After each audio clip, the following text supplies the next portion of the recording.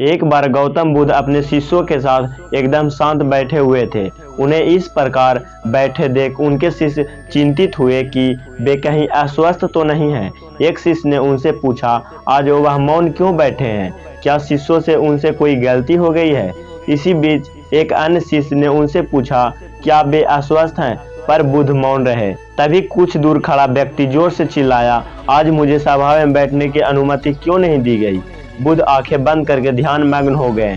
वह व्यक्ति फिर से चिल्लाया, मुझे प्रवेश की अनुमति क्यों नहीं मिली? इसी बीच एक उदार शिष्य ने उसका पक्ष लेते हुए कहा, उसे सभा में आने की अनुमति प्रदान की जाए। भगवान बुद्ध ने आंखें खोली और बोले, नहीं, वह अछूत है, उसे आज्ञा नहीं दी जा सकती। यह सुन शिष्यों को बड़ा आश्चर्य हुआ।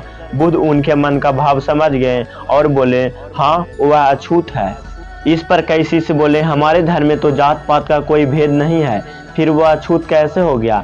तब भगवान बुद्ध ने समझाया, आज वह क्रोधित होकर आया है। क्रोध से जीवन की एकाग्रता भंग होती है। क्रोधी व्यक्ति प्रायः मानसिक हिंसा कर बैठता है, इसलिए जब तक उसे क्रोध में रहता है तब तक वह अछूत है। इसलिए उसे कुछ समय एकांत में ही खड़े रहना चाहिए। क्रोधित शिष्य भी बुद्ध की बातें सुन रहा था।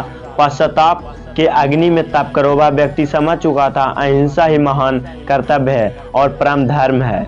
वह भगवान बुद्ध के चरणों में गिर पड़ा और क्रोध न करने की शपथ ली। इस कहानी की सीख यह है कि क्रोध के कारण कोई भी व्यक्ति अनर्थ कर बैठता है और बाद में उसे पश्चाताप होता है। इसलिए हमें क्रोध नहीं करना चाहिए। असल मायने में क्रोधित व्यक्ति अछूत हो जाता है, उसे अकेले ही छोड़ देना चाहिए। क्रोधित करने से तन मन धन तीनों की हानि होती है। क्रोध से ज्यादा हानिकारक कोई और वस्तु नहीं है। भगवान बुद्ध ने कहा है, क्रोध को पाले रखना गर्म कोयले को किसी और पर फेंकने के नियत से पकड़े रहने के समान है। इसमें आपका ही हाथ जलता है।